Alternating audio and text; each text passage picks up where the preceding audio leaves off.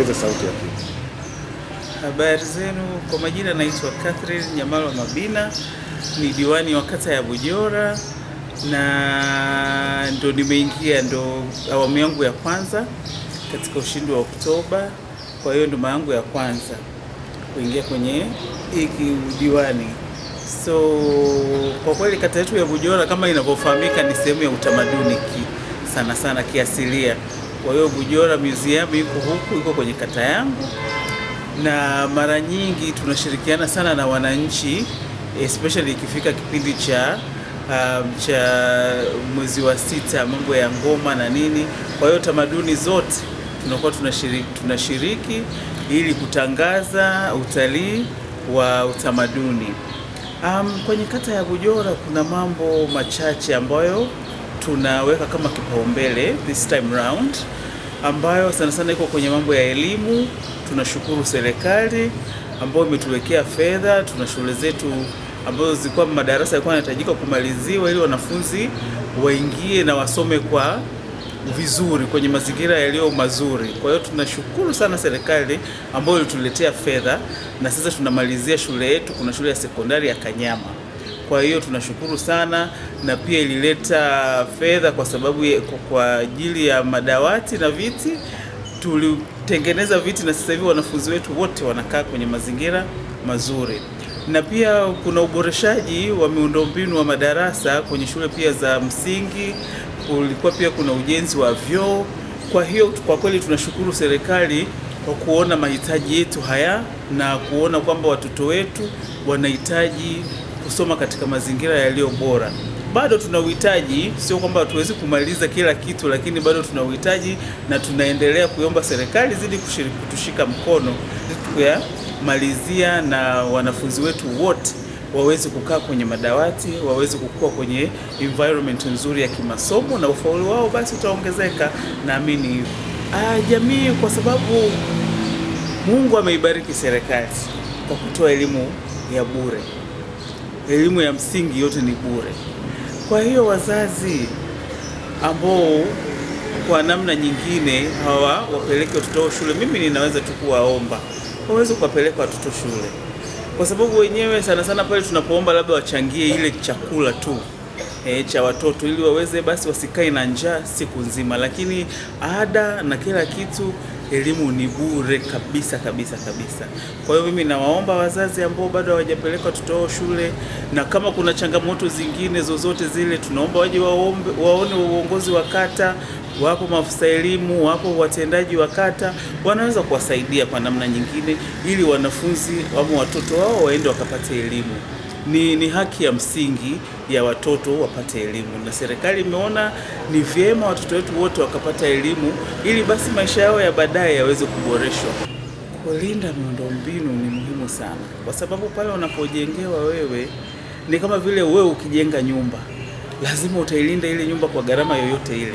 Vivyo hivyo miundombinu yote ambayo tunaojengewa na serikali, tunayoletewa na serikali, ni wajibu wetu sisi kama wananchi, ni wajibu wetu sisi kama wana Bujora kuilinda na kuhakikisha kwamba hii miundombinu haiharibiwi, kwa sababu sisi tu ya leo, lakini pia na vizazi vyetu kesho na kesho kutwa. Kuna wajukuu, kuna vitukuu, waikute na wenyewe wajue kwamba tulijengewa hii miundombinu ni toka enzi na enzi, ipo na bado inazidi kuwanufaisha watoto wetu na vizazi vyetu. Viongozi wangu ambao walioko chini yangu, tukianzia kwenye kata mpaka kwenye vitongoji, kwa kweli tunawashauri ama tunawahamasisha waweze kutoa information zote ambazo zinazohitajika kutolewa, kwa sababu of course sio kila information inatakiwa kuwakilishwa kwa wananchi, lakini kuna zile habari za msingi. Mfano kwenye mazingira lazima wahamasishe usafi, kwa sababu usafi, na tunaona kulikuwa kuna barua ambayo iliyotoka kutoka kwenye Wizara ya Afya kwamba kuna kipindupindu, kuna uwezekano kuna magonjwa mengine ya mlipuko, na juzi tumezindua chanjo ya polio. Kwa hiyo vitu hivi vyote tunawaambia viongozi wote katika ngazi zote waweze kuwaelimisha wananchi kupitia vikao vyao, vile vikao vya Nzengo, vile vikao vya vikundi, na sasa hivi vikundi vyetu ni vikubwa sana sana sana. Kwa hiyo unakuta watu labda wanakuwa 200 ngapi. Kwa hiyo pale unapotoa elimu na wenyewe wanaenda kuelimisha wengine. Kwa hiyo sisi tunaamini, na mimi mwenyewe binafsi ninaamini sana ya kutoa information kwa watu ili waweze basi kuwa na ule uelewa, na hasa kwenye mazingira, mambo ya usafi inabidi kwanza turudishe ule ratiba ile tulikuwa tunafanya kila Jumamosi ni siku ya usafi, kwa sababu mazingira yetu lazima yakae masafi. Sisi wenyewe tukianza kuwa wasafi, basi hata watu wengine pia watatufuata. Kwa hiyo ukiwa unatoka hapa kwenye geti unakuta mazingira ya nje ni machafu, haujali kwa sababu serikali ama halmashauri italeta mtu wa kucollect uchafu, sio sahihi. Kwa hiyo weka uchafu sehemu sahihi, basi wakija wa collectors wataweza kwenda kupeleka huo uchafu sehemu ambayo inahitajika, ambayo imetengwa maalum kwa sababu ya dampo. Kwa hiyo mimi niwaase tu viongozi wenzangu na watendaji wangu wazidi kutoa elimu kwa maswali yoyote na wasione uzito wowote ule. Na mimi ninashukuru kwa sababu timu ambayo nilionayo kusema ukweli imekuwa ni very supportive, na imekuwa kweli tuna mwelekeo mmoja. Hata last month ulikuwa na vikao, tumeanza ziara za kutembelea kila kijiji. Kwa hiyo sisi tukiongea na wale viongozi wa serikali za vijiji pale, na wenyewe tunawapa hiyo, wanaenda sasa kutoa information kule kwa wananchi kwenye vikao vyao vya vijiji, vikao vya vitongoji na kwenye makundi yao tofauti tofauti. Sawa. Na tukibakia pale pale kwenye afya, mfuko wa hifadhi ya jamii wa afya NHIF nikiongelea, kuna hii bima ya wote, bima wa wategemezi 6. Kwa hiyo tukijiunga kwenye huu mfumo wa bima, tukakata bima kwenye familia zetu, kwa hiyo una watu 6, wewe, watoto wako kama unao, kama hauna basi wategemezi wowote wale, lakini imadi iwe namba 6, kwa 1,500 unapata matibabu. Kwa sababu saa zingine unaweza ukapata kuugua, inakuwaga ni emergency, hatupangi kuugua. Kwa hiyo pale unapotokea ukapata changamoto ya afya, basi wewe una comfortability kwamba unaweza kwenda kutibiwa bila stress yoyote, kwa sababu sasa hivi kipato tunajua hela leo unaweza kulala bila hata senti ndani na umeugua, umepata maradhi, lakini unaweza ukiwa una bima yako unaenda unatibiwa kwenye ngazi zote na referrals mpaka kwenye referral hospitals.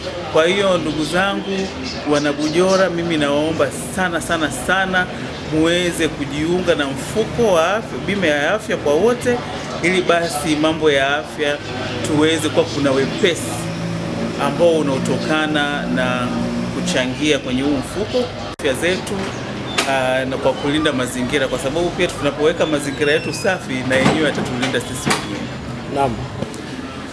Kwa serikali imetuhakikishia kwamba wameboresha miundombinu, na sasa hivi ni mfumo kwamba hela zinapelekwa kabisa, zinakuwepo tayari, zimewekwa kwenye hospitali zile husika ambazo zinatoa huduma kupitia NHIF. Kwa hiyo wewe unafika unatibiwa. I think pale zamani, kama sasa hivi wameweza kubadilisha hiyo format. Zamani inawezekana walikuwa kwanza wanatibiwa ndio serikali inaleta hela, lakini sasa hivi wana hela inakuwepo pale tayari. Kwa hiyo ile inakuwa tena hakuna usumbufu wowote. Kwa hiyo mwananchi yeye anaenda kupata huduma inavyostahili. Ndugu mwandishi, kwa majina anaitwa Lucas Shamba Magembe, ni mwenyekiti wa kijiji cha Kisesa A. Karibu sana mwandishi.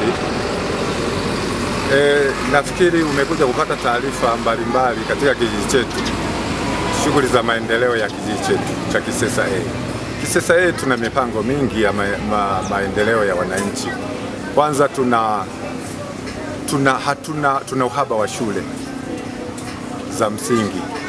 Kwa hiyo tumeanzisha mradi wa shule ya msingi ambao sasa kuna eneo ambalo ni open space katika kijiji chetu ambalo tumepanga kujenga shule ya msingi kwa sababu eneo ni dogo. Tumeamua kujenga shule ya msingi ya majengo ya ghorofa, lakini pia tunalo eneo la karibu sana kwa ajili ya michezo.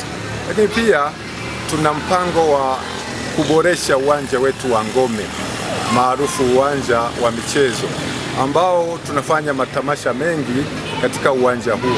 Lakini pia hata ujio wa rais katika ziara zake katika kijiji chetu huwa anautumia uwanja huo. Uwanja huo unahitaji kuboreshwa, kuzungushia vibanda, lakini vibanda hivyo vitaifanya serikali iweze kukusanya mapato kwa ajili ya maendeleo ya wananchi.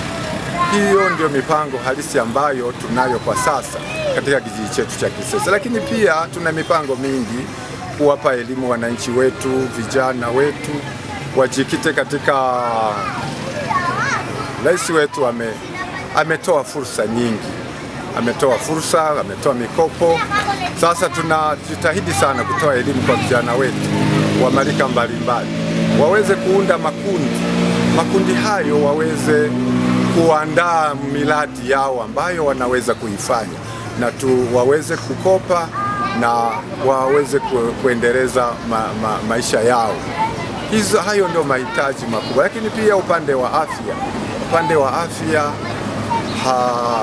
kwa upande wa afya hatuna kituo cha afya, hatuna dispensary katika kijiji chetu cha Kisesa.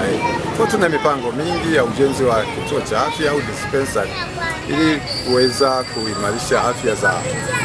Nianzie upande wa shule ya msingi. Tayari tumeshaanza mpango, tumeshashirikisha jamii na jamii wako tayari, lakini pia wadau wengine wameshaanza kutoa kujitolea miundombinu kama vile tofali na michango mingine.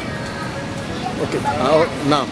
Wewe mfano kama kiongozi wa kijiji ulikuwa na lipi la kuambia wananchi kwamba licha ya kwamba serikali inatoa fedha zao, si ndio, kwa hatua fulani, wananchi wafanye nini?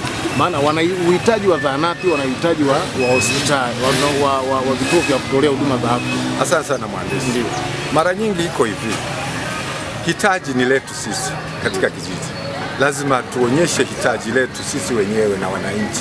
Kwa hiyo tunaishirikisha jamii ili iweze kuona hitaji letu, na sisi ni lazima tuanze ili kuonyesha kwamba hili ni hitaji letu. Kama ni kituo cha afya au dispensary, lazima tuanze sisi kwanza. Kwa hiyo tumeishirikisha jamii, na jamii sasa tumeshaweka mipango. Tunayo mipango pia, lakini pia tumeandaa michango, mwananchi ataguswa nini ili tuweze kuanzisha.